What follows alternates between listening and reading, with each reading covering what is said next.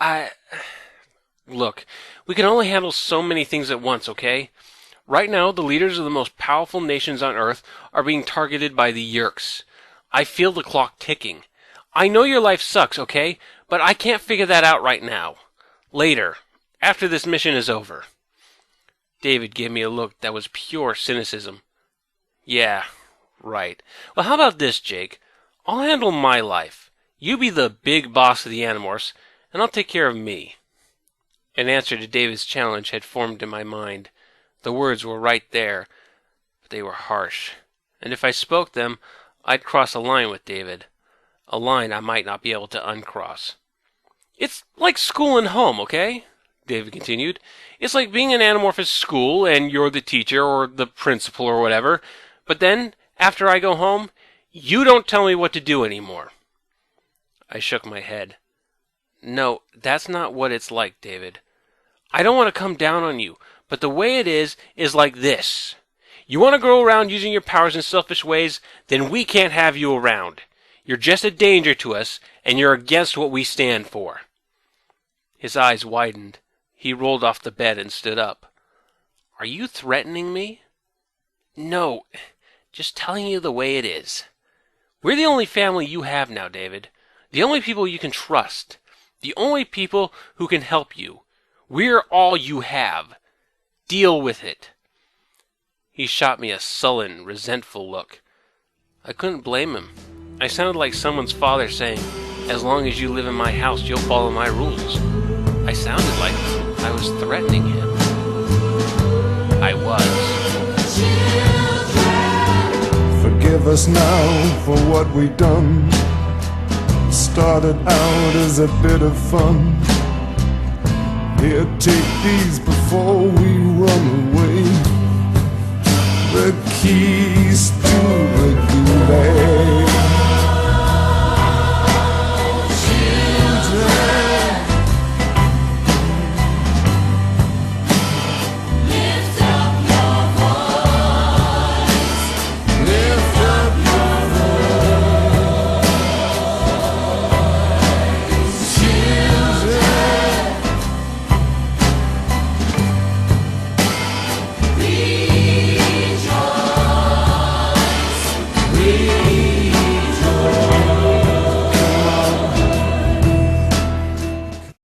Last time on Animorphs! David finds Alphago's blue box, sells it on Craigslist. Animorphs IQ drop 50 points and attempts to steal the blue box wind up like Three Stooges routines.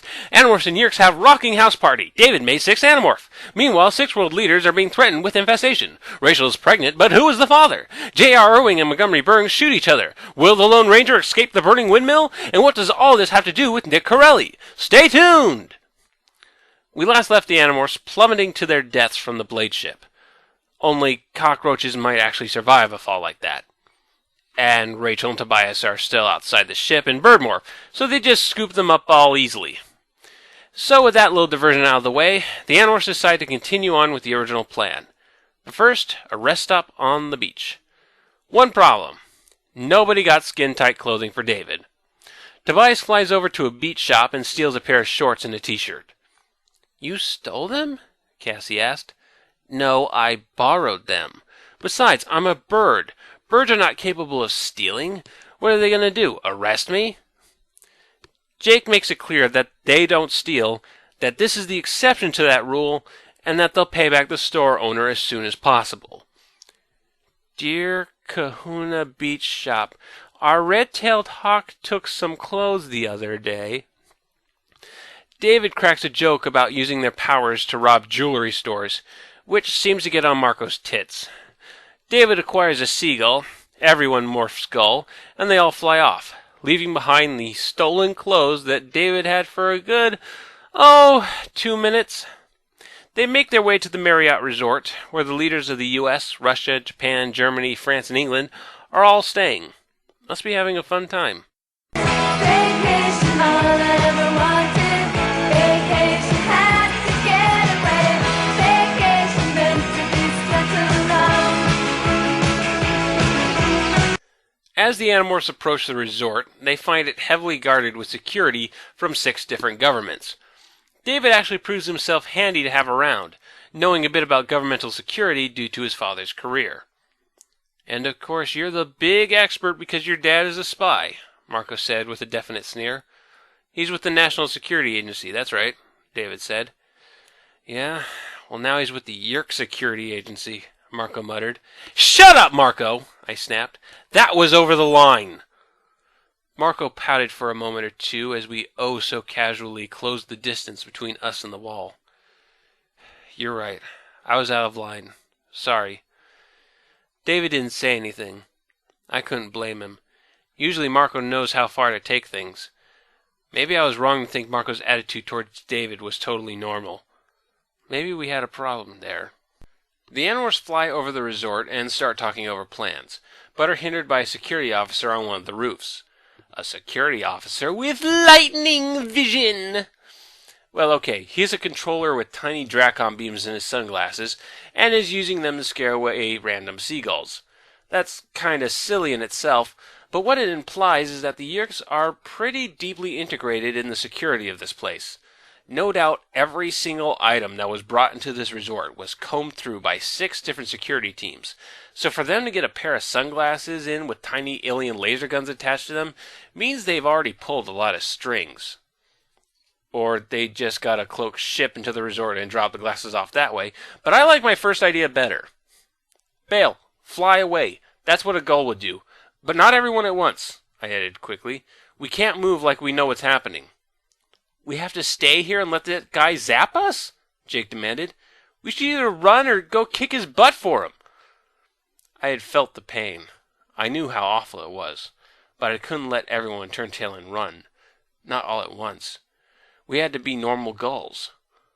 Still, I knew how the others felt. I felt it too, floating helpless and exposed in midair, waiting for the bald man to hit me again. He's looking at me, David yelled. What am I supposed to do? Nothing, I grated. Take it, then you can go. Gah! I felt like the creep of the universe making David take the hit, but we couldn't give ourselves away. That would confirm the Yeerks that we were attempting to enter the facility. I saw David spasm. I knew the pain he had just endured. The part of my brain that wasn't busy feeling guilty wondered how he'd react. Okay, that was a major ouchie, David said. Now can I get out of here? Yeah, fly, I said. And by the way, David, good job. Thanks, he said, sounding sincere. Then in a sarcastic tone he added, Thanks a lot. Well, that's the end of the line of this scouting mission, so the Animorphs fly home. Or in David's case, the loft of Cassie's barn. When Jake returns to his house, he finds bad news waiting for him. His teenage cousin Sadler was hit by a car and is in intensive care. It looks bad. Real bad. Jake's parents have to leave the house to handle this, leaving Jake and Tom alone for the night. Jake spends the evening on the internet circa 1998 to find information on the conference. Considering that the conference is being held in secret, and Jake doesn't have WikiLeaks to fall back on, he doesn't come up with much. Cassie calls later that night. Hi, Cassie. What's up? Hey, you know what? I heard Letterman got canceled. Is that true? No more Dave? God damn it, Leno! Who's next? Kimmel? Fallon? Lopez even? What do you got, a hit list? No, of course, this is code that David has run off. Jake waits till Tom leaves to do Yerky things and flies off to Cassie's barn, where he morphs Homer and he and Cassie do a little bloodhound work to try and find the elusive new Animorph. He stopped here, I said. We were 1,000 yards from the barn in the middle of a field. He morphed. I'm getting a new scent. I sniffed carefully at the ground, going around in a circle. The idiot! I yelled, suddenly too angry to be dog-happy. He went into that lion morph you hooked him up with. Jay continues to follow the scent into the city, where David demorphed and remorphed Golden Eagle. They track him to a Holiday Inn, where he had broken a window to access an empty room. Jay confronts David, pissed off that he would steal a room and break a window. David smirked. Hey, a bird broke the window, okay? A bird used a rock to dive bomb the glass. Is that a crime? I don't think so. Officer, arrest that eagle? That's not happening. Recognize that? Yep, it's the exact same logic Tobias used earlier to justify stealing the clothes from the beach shop. Now, how's that for mixed signals? It's okay to steal some clothes so that you can feel less self-conscious for 2 minutes before just completely discarding them, but it's not okay to break into an unused room so you don't have to sleep in a drafty barn in a bed made of hay. The main problem here is that the Animorphs are simply incapable of fully committing to the problems at hand. This is a boy whose life has been destroyed through no fault of his own, whom you have more or less abducted, then proceeded to shatter his worldview, force superpowers on him, force him to interact with a group of strangers, and draft him into the most dangerous and important mission you have ever faced. And nobody here is willing to go all the way to make David as comfortable as possible. I'm going to enter a common item of discussion over at SF Debris' channel, that of principles over the greater good. While it's good to have principles, and don't steal is a pretty fundamental one for most of us, at what point does one put these principles aside if they are getting in the way of something that is truly important? David is a true wild card here, and has to be handled delicately. And when you consider some of the decisions the Animorphs have already made, decisions of life and death, a cheap hotel room seems trivial. At no point am I saying break into the Hilton, or steal some designer clothes, or mug a person for this guy. But the Animorphs should be willing to take the extra step for him, even if that means putting some of their principles aside. This is what really bites them in the ass, more than anything else. Cassie's barn is simply unacceptable living arrangements. Thrusting David into the middle of a super important mission without so much as showing him how to morph clothes is also unacceptable. It really shows that, despite all that has happened, the Animorphs are still children. They might know how to kill an alien, but to not go all the way in helping David simply because you don't want to associate yourself as shoplifters is petty. The next day, the Animorphs all skip school. Yeah, they are willing to commit truancy because the situation demands it, but no stealing hotel rooms, Kay? In order to avoid detection, they need to morph as small of things as possible, which are fleas. But fleas are aimless, so Jake acquires and morphs a dragonfly, and the rest of the Animorphs as fleas hop onto his insect body as he flies about the resort as carefully as possible, with Tobias in bird form guiding him through the air. Cassie finds the trip fascinating. "At one level, it's kind of fascinating, you know," Cassie said. "I mean, did anyone ever read the Miss Spider books? Miss Spider's Tea Party, Miss Spider's New Car? This could be Miss Spider Goes Flying." Miss Spider is property of Scholastic. Just saying. Desperate to find a way in, Jake manages to fly into the hat of a bellboy as he tips it.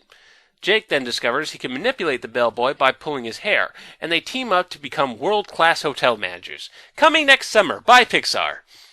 They manage to get into the main hotel and start flying around an air conditioning duct, but their time in morph is starting to run short. Jake quickly looks for a place to demorph, which marks this as the perfect time to accidentally get caught in a spiderweb. Jake demorphs just a tiny little bit, just enough to get free of the web, and remorphs back to Dragonfly. But this causes the creation of a semi-human artery, and the sudden surge of blood causes Cassie to explode. Do good for her, I say.